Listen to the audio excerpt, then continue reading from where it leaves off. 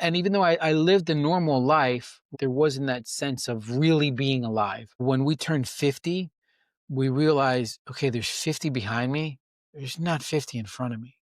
And what does that mean? Is there two left? Is there 12 left? Is there 22 left? And whatever's left, what am I going to do with them? We're all struggling. And that's why you don't know what a difference a hug can make. And that's what it's about. It's finding that positive state of mind, that state of mind where we can really say, you know what? Yeah, I'm okay. I'm okay. I have everything I need. Hello, my name is Cesar Marin. I'm the founder and owner of Cultivating Wisdom. Cultivating Wisdom is a platform for people to be able to manifest the fact that they're using psychedelics responsibly. Psychedelics changed my life about 3 years. It's funny, this week marks the 3-year anniversary of what I call my awakening. It was the Monday before Halloween 2022, so it's funny that we're doing this right now. And it's really that changed my life, and through that, I was able to. And I'm going to backtrack a little bit. I worked at CNN for 25 years. I was a producer at CNN, for more than half of my adult life. And right before I was laid off during the end of year 22 layoffs, and medicine psychedelics came into my life, and there was this monumental shift in the way of thinking, in the way of living, in the way of acting, and me myself, going from being on this corporate hamster wheel to saying, no, you can be an entrepreneur, you can do this, and try to sort of figure this out yourself. So that is what Cultivating Wisdom is. Cultivating Wisdom started as an apparel brand, right? It's sort of apparel. I think their fashion starts conversations, fashion spreads messages, and if we can have fashion that has to do with psychedelics that isn't trippy, psychedelic-ish, or tie-dye. And not that there's anything wrong with it. I love me some tie-dye, right? But we want to normalize it. We want to sort of break the stigma. We want to sort of have normal conversations that I can wear a shirt that says microdosing with a jacket on Mhm. it. Someone say, hey, you microdose? I've Yeah. heard about that. I've read about that. Can you cultivate me with some wisdom? So the platform then expanded a little bit. We also have something called microdosing over 50. So my generation has a lot of trepidations about psychedelics, whether they had a bad experience or whether they were stigmatized that it's bad. So I created microdosing over 50 so that people over 50 could get honest, open, and objective information about microdosing, about psychedelics through my experiences, through just my experiences. It's always a sense of having conversations, not really making recommendations, because at the end of the day, I'm not a doctor, I'm not a clinician. I'm just sharing my experiences and how these things have changed my life, and just poking at people's childhood curiosity. So in a nutshell, that's who I am. I'm also, I consider myself a thought leader in the space. I've spoken at South by Southwest. I've had the opportunity to take the stage at Psychedelic Science. So it's been quite a wonderful last 3 years with monumental shifts, but always having that sense of trying to be the best version of myself possible. All right. A life change at midlife. Things got shook up. Your personal life changed. Your professional life changed. Things that could have led to being stuck in a rut, to looking at things with a glass half empty. No, a tough moment perhaps building and looming overhead, and you took a positive attitude, you made a change, you added psychedelics, you added microdosing to your life. Like, tell me about that moment where there was a rough patch, and instead of getting stuck on it, you decide to make some changes.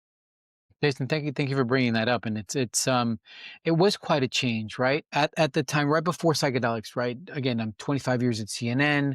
I'm just in this corporate hamster wheel. I'm literally going through the motions. Like, I'm going into work 4 o'clock in the morning because I was producing a morning show, and just going through the daily motions routine, not really living, not really realizing, things that were happening around me.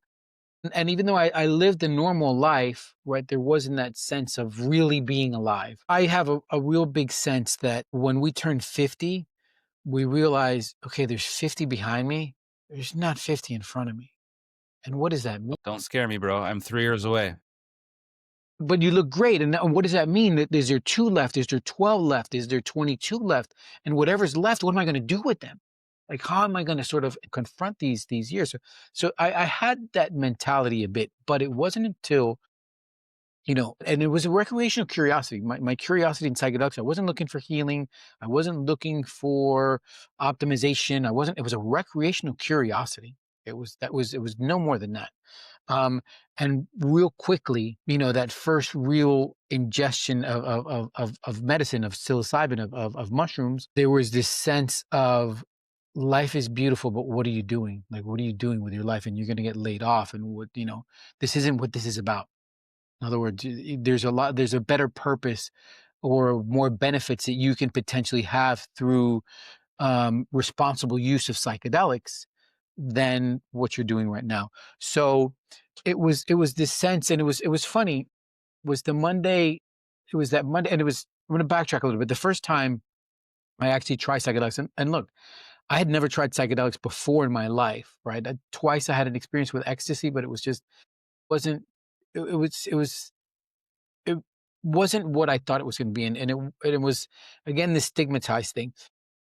You know, when 3 years ago, someone has an experience, they talk to me about it. Someone else has an experience, and I'm like, okay, wait a minute. The curiosity right away kicks in, and the first time I try it, I had gotten a chocolate bar. Most people don't know, most chocolate bars come in about 4 grams of psilocybin per chocolate bar. The first time I had just a piece, and I didn't know anything about dosage. I didn't think you had to eat the whole bar to feel something. And it was funny because it was this sense of having a microdose, but I didn't know any better. I didn't know. And it was like, okay, I have this smile, and it wasn't until a week later where I had half of the chocolate bar, which is the day I call my awakening. And it's funny, Jason, because I'm sure obviously what bicycle day is. I had my own bicycle day. It was this, we would do this bike ride on Monday nights here in Atlanta, 300 people. I eat half of the chocolate bar. I go on this bike ride surrounded by humans, and all of a sudden it kicks in, and I'm like, wait a minute. That's what my hands feel like. Right. That's what it feels like to Did you keep your breathe. balance? You kept your Yeah, of balance? course. I did. I didn't fall off once. And I look around, and there's these beautiful, just surrounded by beautiful human beings. And it's just like, wait a minute, what have I been missing? What have I been asleep to? I've been here. I've been just right here. And very quickly, it was funny because, I'm driving home that night. And, after all of this incredible sensation, and as I'm driving home, my conscious says to me, what are you doing? Like, are you serious?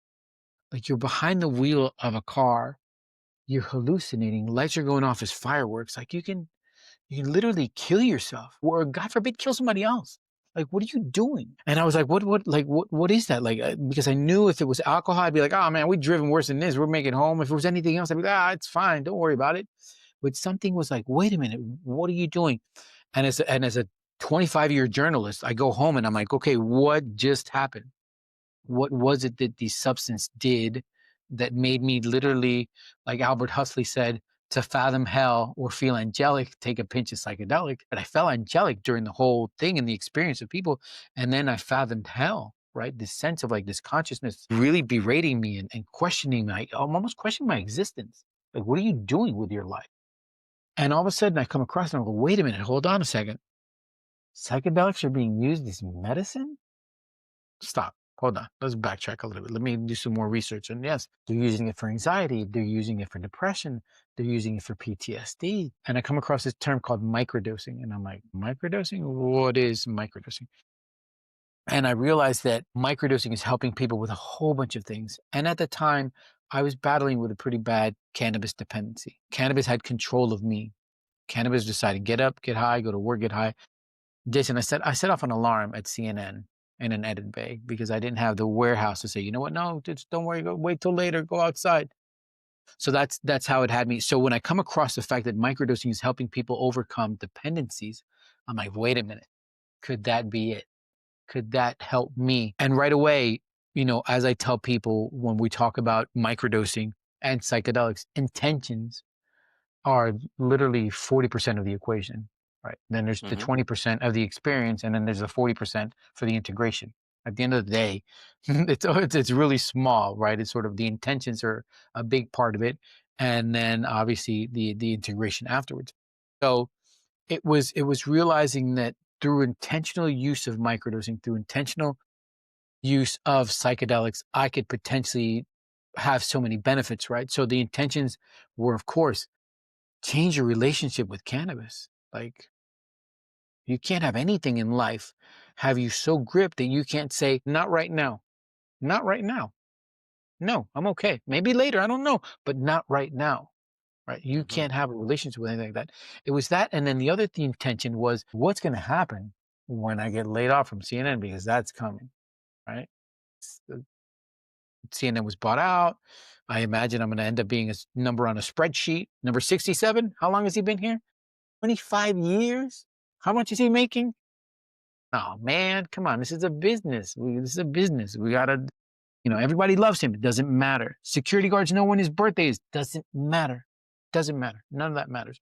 So through the intentional use of microdosing, and it was funny, Jason, because went from I started telling people, look, this is really helping me. Like I've found benefits, and I feel better, and I'm more conscious, and I'm just acting differently. It was this sense of talking to people about it, where I went from, like I tell people, I literally went from hiding my substance abuse at CNN, right, with the cannabis, to openly telling people I'm microdosing.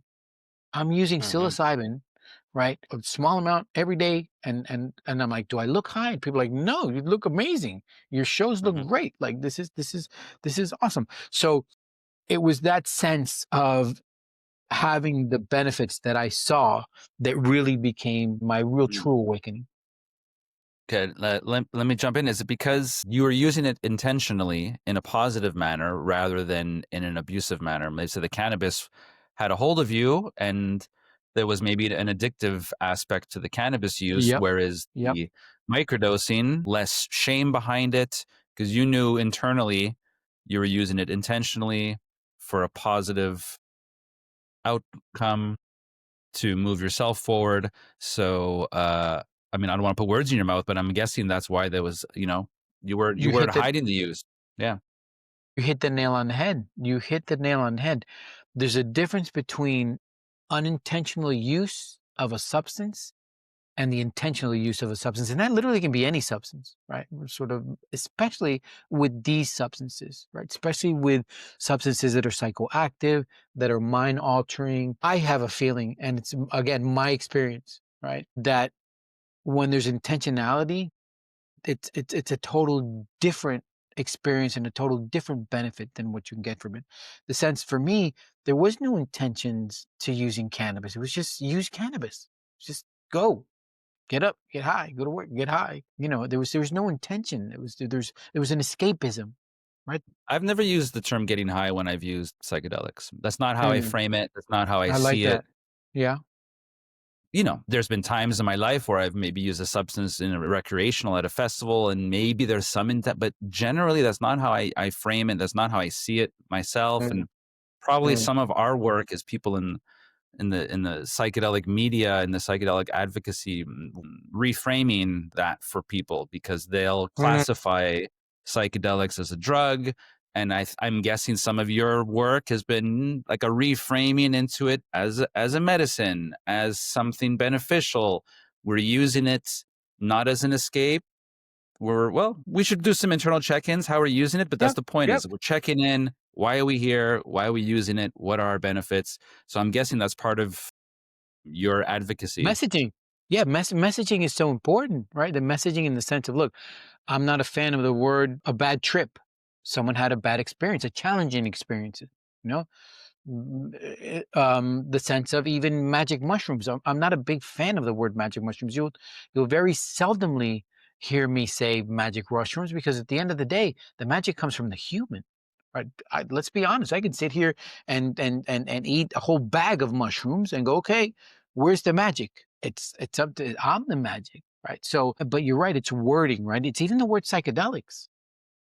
There's people that psychedelics right away, they think hippie, stoner, druggy, loser, you're going to go crazy, you're going to jump off a building. And there's a lot of people that think that way. Yet alone, they'll go to a doctor, and the doctor will say, I don't know what you have, but take these pills.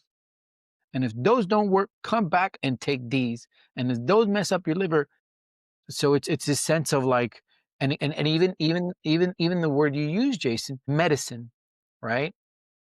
I consider a lot of these ancestral medicine, right? Mushrooms have been used as medicine. Ayahuasca has been used as medicine, right? So they are medicines. It's a sort of there's healing property to them. But there's a lot of people that they hear the word medicine and they're like, that's not medicine. What are you talking about? It's drugs. Medicine is what I get at the pharmacy that's got the little opaque bottle with the white top. That's medicine.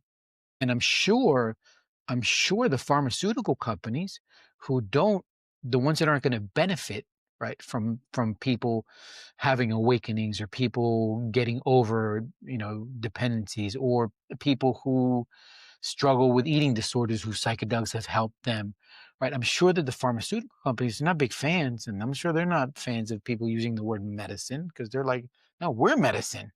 You guys aren't medicine. What are you talking about?" So it's that wording aspect of the advocacy is really important. And whether it's in writing, whether it's in speaking, in podcasts, it's that sense of um and especially with social media, where since you don't own the platform, right, you can get banned at any second. It's always like, oh, should I re-edit that video? I don't maybe if I say it this way instead, it won't Hmm. trigger something.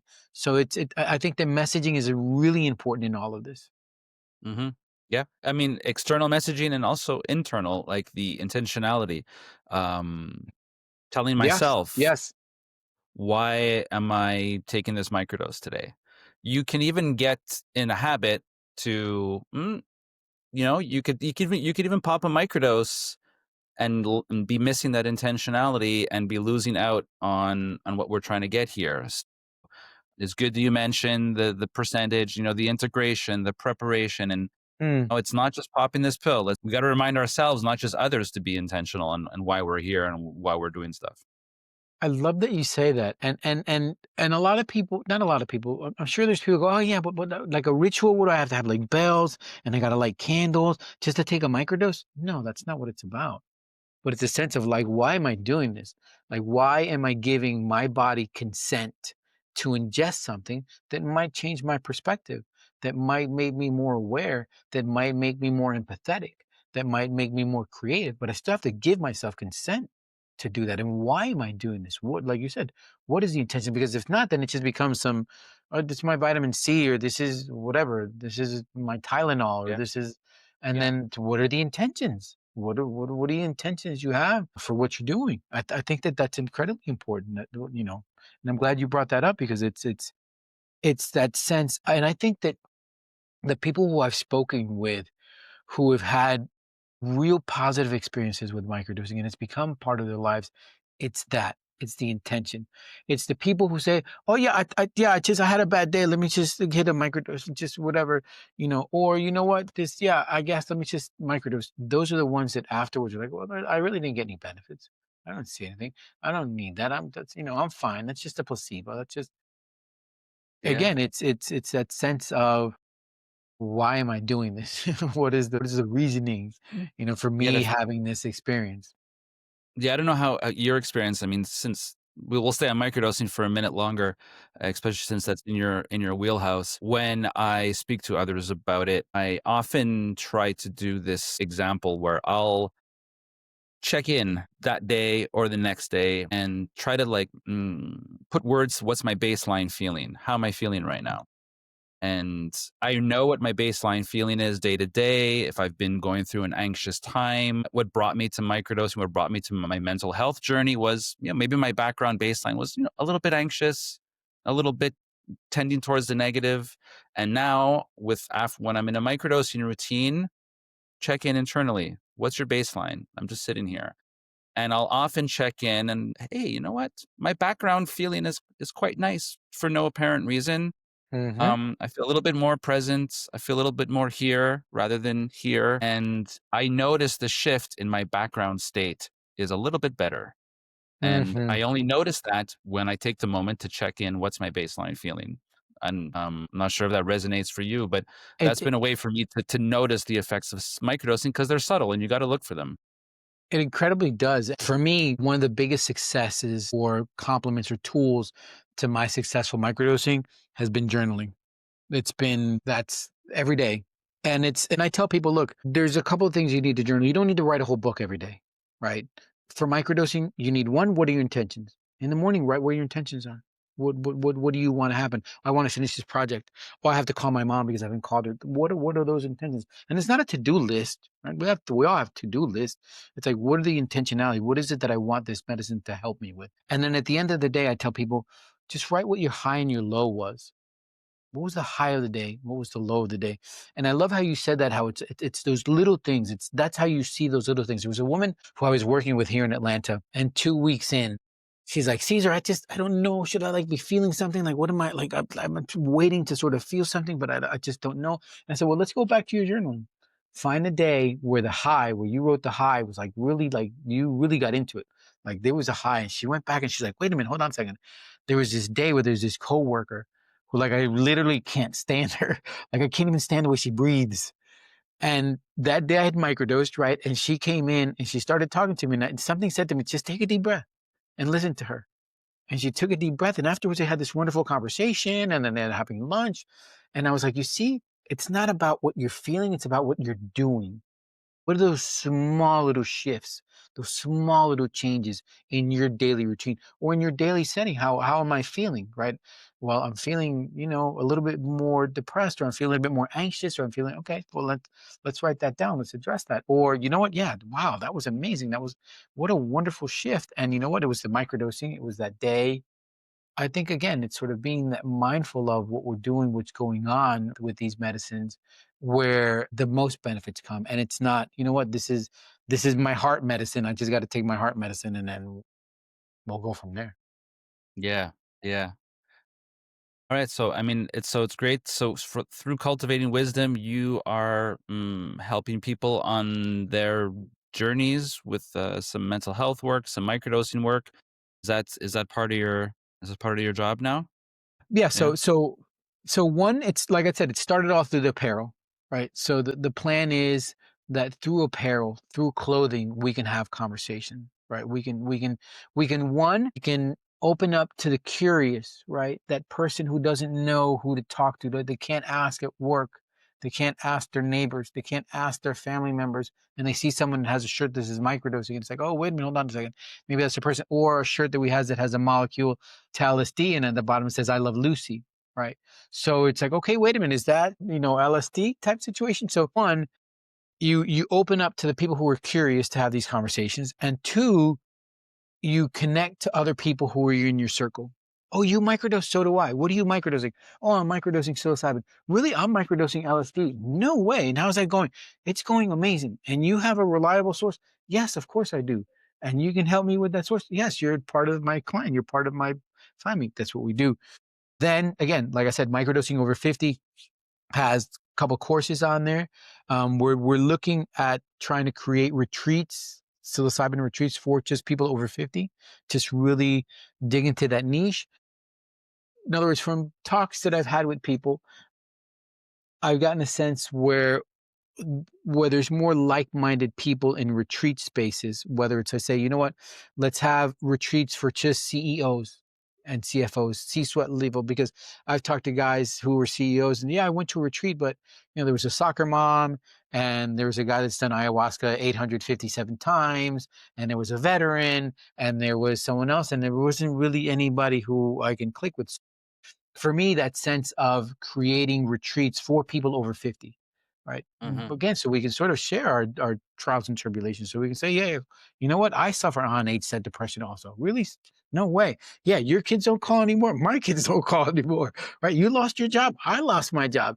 That sense of like when we have those community situations, those community healing situations, I think between like-minded people, I think is really powerful. So that is my mission, right? Cultivating wisdom is that. Cultivating wisdom is the sense of, and it was funny, Jason, my first big intentional sitting of psilocybin, right? The one where my partner, my wife was guiding me. She was there for me. It was the first real, okay, I want to do this. The first message, the first message that comes into my consciousness is go lie on the dining room table. Go lie on the dining room table. And I'm like, okay, I guess. So I go and I lay on the dining room table, and all I hear is go set buffet tables of wisdom to cultivate a better future. Right. So that's hopefully what I try to do. whether it's a conversation at a conference, whether it's a conversation, at a local psychedelic event, whether it's a conversation amongst just people, just to say, hey, yeah, look, I use psychedelics. Do I look like a hippie, a stoner, a druggie? No, you look like you're an entrepreneur. Okay, that's because I'm using Mhm. them intentionally, responsibly, with respect to what I'm doing. So it's that's what cultivating wisdom has really become, right? This sort of hub where we can have, like I've always said, honest, open, and objective conversations about psychedelics. And me being again that flag bearer for the over 50 crowd, Mhm.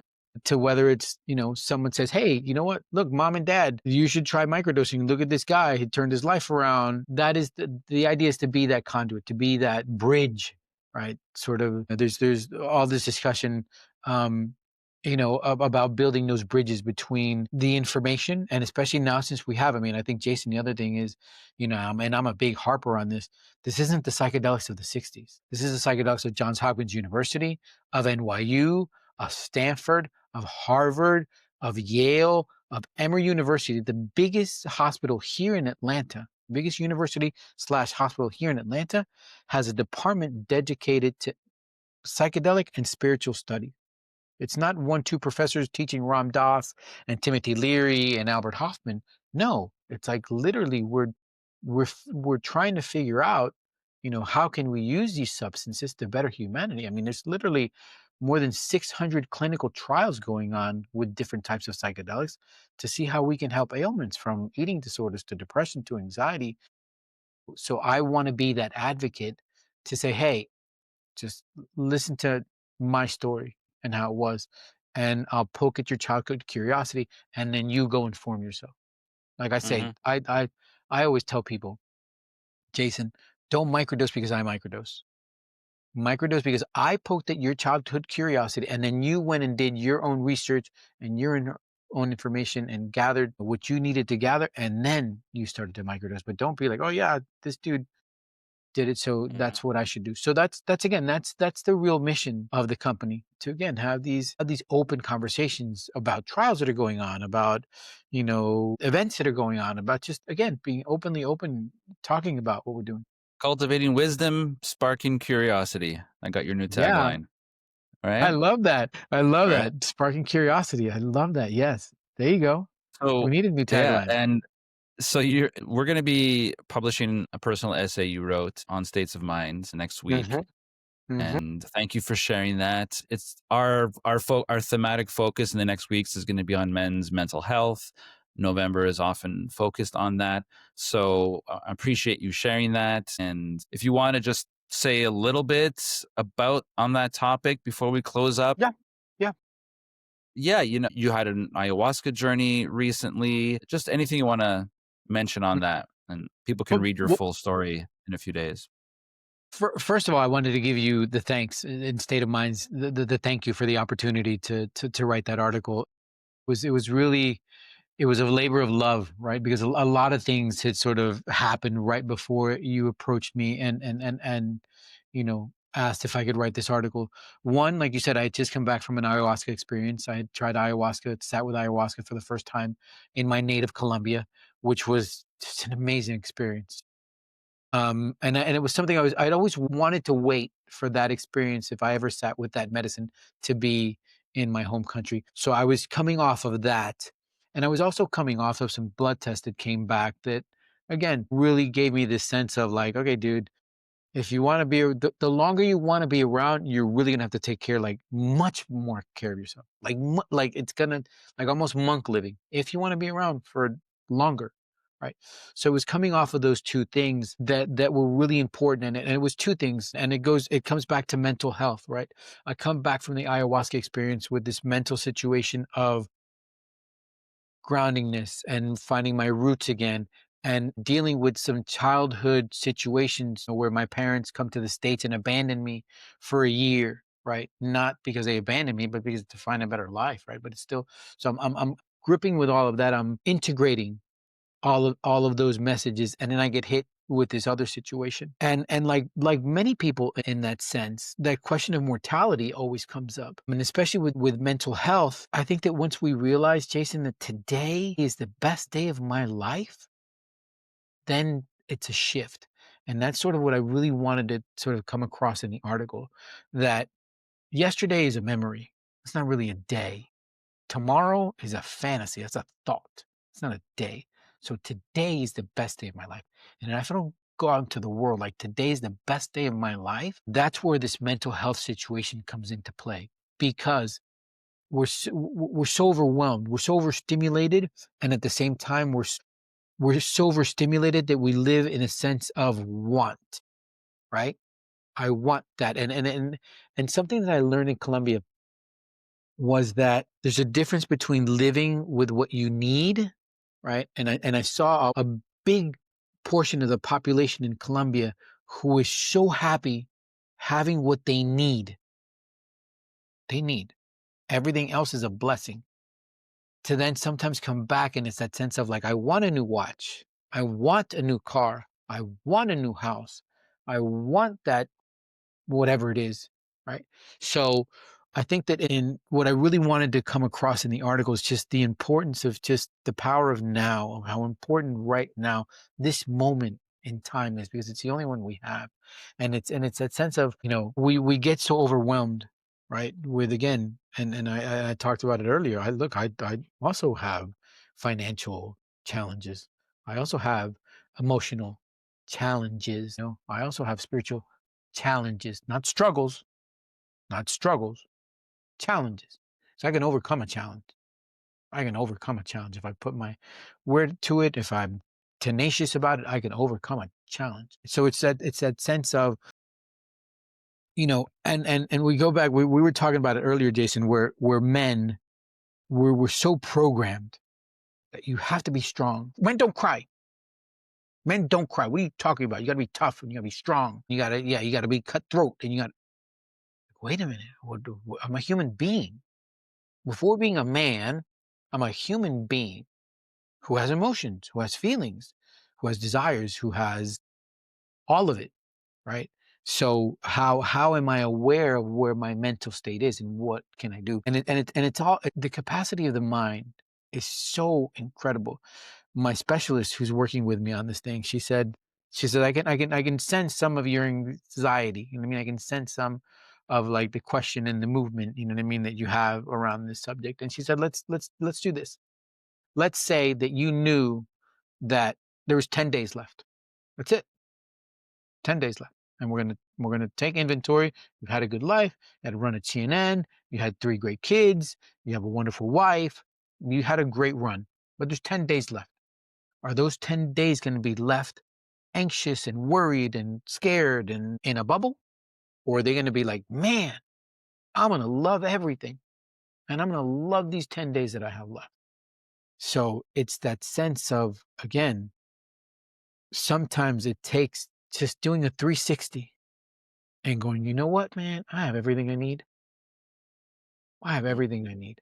And if we can mm. do that more often, I think that that might help some of the mental anguish that we have, right? Because it's that sense of, I'm not in a good place. Well, are you? Are you? Maybe, maybe you are in a good place. You just haven't realized it because you're so like this that you haven't looked around and said, wait a minute. Yeah, You know what I mean? Like yeah, so many blessings. yeah, psychedelic medicines are tools to break habits, to put us in a more plastic brain state so we could, listen to Caesar's gratitude blessings and learn them. Psychedelics are just a tool, right? So you could do gratitude meditations and get to a similar place. So yeah, yeah, all those, yeah. There's so many tools, and I would love to, whoever listens to this, I would love to leave you with one tool that I love, that I have, and I didn't originate it, someone else originated it, and I sort of have adapted it into my life, which is, I call it waking up 4 times a day. I have 4 alarms to go off, right, on my watch. First alarm goes off at 11:11. At 11:11, I take 11 deep breaths. You know what? Everything's okay. Everything's fine. At 1:11, the alarm goes off, and I find someone in my contact list, and I send them a voicemail, not a text, a voicemail, so they can hear the sincerity in my voice when I say, you know what? Thinking about you. I hope you're having a great day. At 3:33, the alarm goes off, and I take 3 minutes to move around. So I'm going to get up. I've been sitting at this desk all day. I've been whatever. I'm just going to move around. just have some movement, do some jumping jacks, go up and down the stairs, just 3 minutes of movement. And then at 5:55, the alarm goes off, and I take 5 minutes to contemplate on the day. How was my day? Reflect. Was it a good day? Could I do better? Like you said, all these little tools can help us in so many ways, right? And they're tiny things like, and yes, of course, there's going to be moments where the alarm goes off and I'm like, I don't have time. Just not right now. And like I tell people, it's not about being perfect, it's about being consistent. Because think about it. If that alarm goes off at 1:11 7 times a week, and you just take 4 of them and you send somebody a voice note, right? You don't know who needs that. You don't know who needs that positive attitude. It makes a difference, right? So it's sort of, yes, I'm not going to send that every single day, but the days that I do, I'm going to do it with everything. I'm going to be grateful that I can That's a breathe great 11 program. times. I'm going to be That's a grateful great that I program. have someone that I can send a text to. I'm grateful that I have 3 minutes to walk around. I'm grateful Mhm. that I had today to reflect on it. The Caesar program, I'm seeing something. I'm seeing Yeah, something there. it's all these little things, Jason. And again, I get it. I'm sure there's going to be people that are going to listen to this and right away they're going to be turned off by just the word psychedelics, and that's okay. Have an open mind. They're not for everybody. That's for sure. They're not for everybody. But have an open mind and also know that there's also different ways, right? Like you said, meditation is a wonderful way. Everything is interchangeable, right? This wasn't a psychedelic medicine conversation. This Mm. was a life perspective conversation. Yeah, yeah. You could replace microdosing with micro meditations with the Caesar program. That's what I'm calling that from now on. And so yeah, it's a I'm going to close this off with one more tag. It's a way to get to a better state of mind. It is. It is. And that's what it's about. It's finding that positive state of mind, that state of mind where we can really say, you know what? Yeah, I'm okay. I'm okay. I have everything I need. And that's important. And we're all again, we're all struggling. And that's why you don't know what a difference a hug can make, right? It's sort of like I'm gonna leave this with this story, and it's again, it's the power of the hug. I'd gone into a Starbucks and a guy walks in with his bicycle, and I'm a huge cyclist. It's sort of, the bicycle has been my part of my therapy. And we should start chatting, whatever, about life, about bicycles, this, that, and the other. And when I go to leave, I gave him a hug, and he held on a lot longer than most people hold on. And he let go and he said, "You don't know how long it's been since I had a hug." And I'm like, man, a hug can change a person's perspective. It can change their, and sometimes, we talked earlier about like friendship and the real, these close friends because they don't even know that there's something wrong and they know to call, right? It's sort of that sense of being there. Sometimes we can be part of the healing of other people's mental health by just reaching out, by just letting them know that we're here. I'm thinking about you. So it's sort of, we can also be proactive in the betterment of mental health of others by again being positive, by walking to the supermarket and saying good morning to everybody, just because you don't know who's gonna change, right? And yes, you might have somebody go, you know what, go F yourself. But you know what, thank you, you're not ruining my day. Hope you have a good day. But it's that sense again. I'm a big believer that we're all human mushrooms, and we just have to connect to the other human mushrooms, just like other mushrooms, and that's how we grow. That's how we become stronger. That's how we nourish each other. But we've literally, and you've seen it, Jason. We've become a society that we're here.